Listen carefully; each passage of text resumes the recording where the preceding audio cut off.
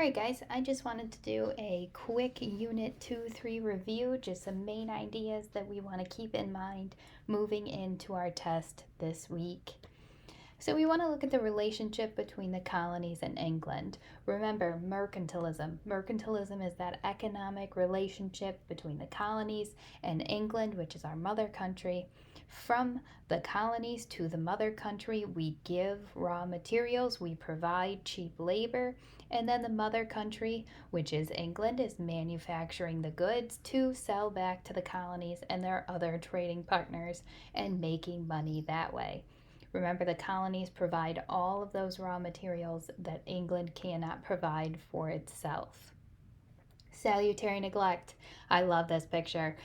Salutary neglect is exactly what we see here. The king is essentially covering his eyes and not paying attention to what the colonies are doing, allowing them to form self-governments, allowing them to kind of have the freedom and independence that they would like. And this period of salutary neglect at the beginning of the colonies, when it shifts over and England starts to tax the colonies, ending the period of salutary neglect, is what pushes the colonies to the revolution. Geography. We want to look at the geographic features of the colonies.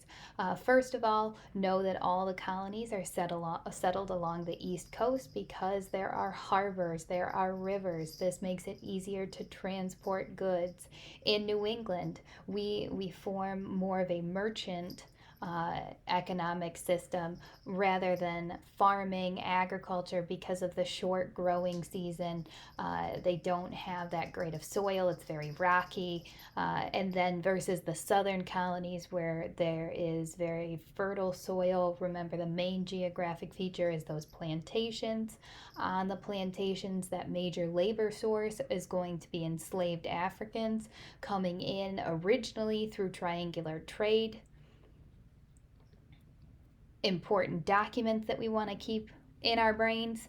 First of all, the Declaration of Independence. Remember that Enlightenment influence, John Locke, Rousseau, Montesquieu. Locke coming up with the idea of natural rights, that life, liberty, and first it was property, it's changed to pursuit of happiness. Other important documents we want to keep on our radar is Thomas Paine's Common Sense. Remember, he's trying to inspire the colonies to break away, to declare independence from England. He says it's common sense, we should just do this. And then the Declaration comes along years later where people are finally catching on to the idea that we should break away. And the Declaration inspiring those to declare that independence from an oppressive leader. Remember, within the Declaration of Independence, we have that list of grievances. Grievances are complaints against the king. These are all the things you did wrong. That is going to be the main part of the Declaration, the list that the colonies point out of why they are declaring independence. The Articles of Confederation. First, we want to know the strengths versus the weaknesses.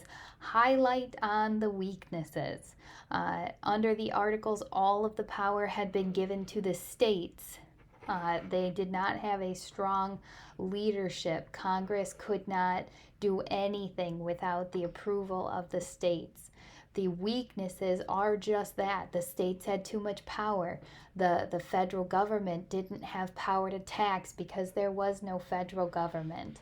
Remember, the states were taxing, setting their own taxes.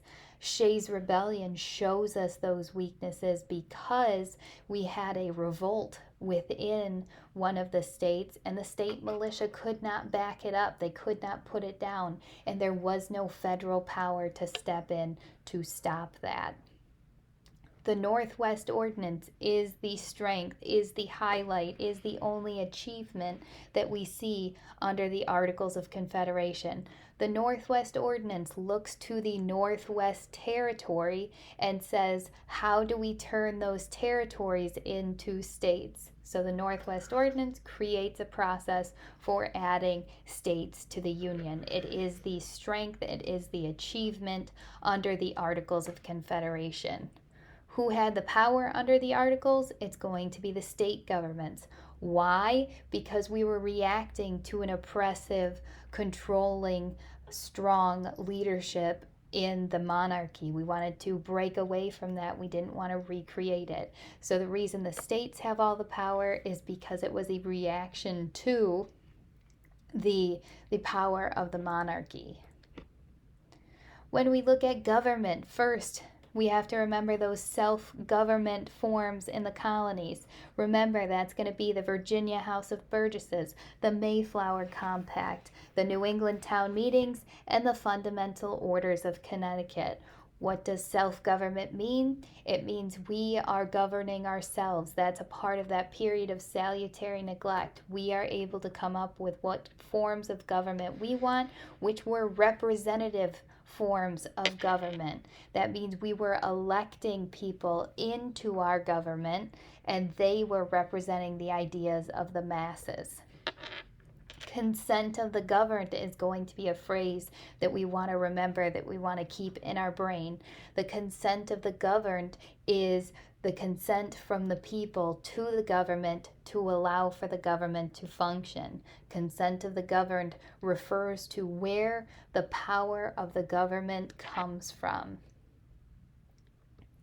We also want to remember those steps taken towards revolution, the road to revolution. Remember, the French and Indian War is when we, the colonists and the British, fought against the French and the Native Americans.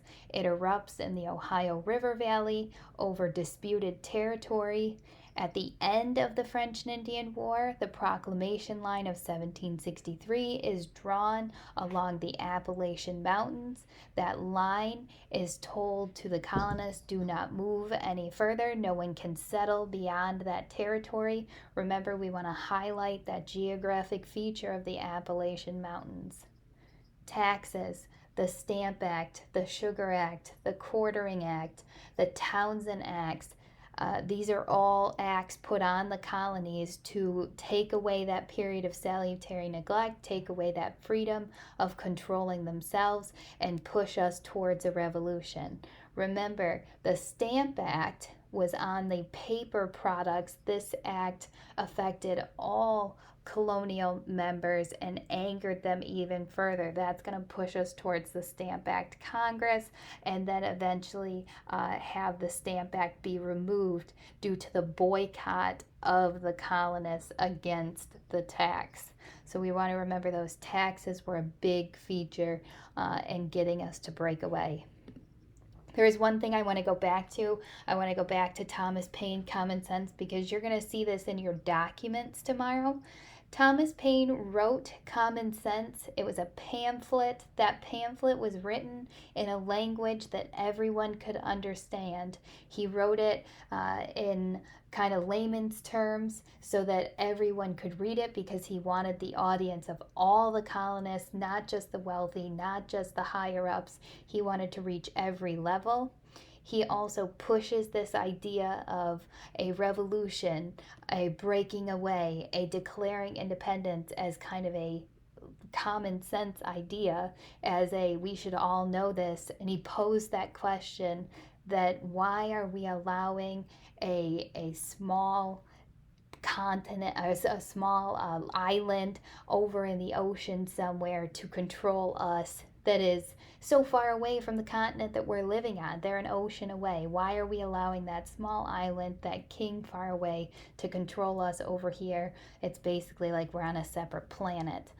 So remember, the audience is the average colonist, written by Thomas Paine with the purpose of convincing the people to declare independence by saying that this is a simple idea that we should all follow, we should all know. Remember that we want to do our study guide for extra credit. That's 5 points added on to your test score if you do the entire thing. That portal is already open in Teams. We are going to review in class the day before the test. If that is something that you miss or that you don't understand, the study guide will help you through that. Remember, all your questions from your test are on your study guide as well. And any questions about anything in this review or on your study guide, please let me know. I am here to help.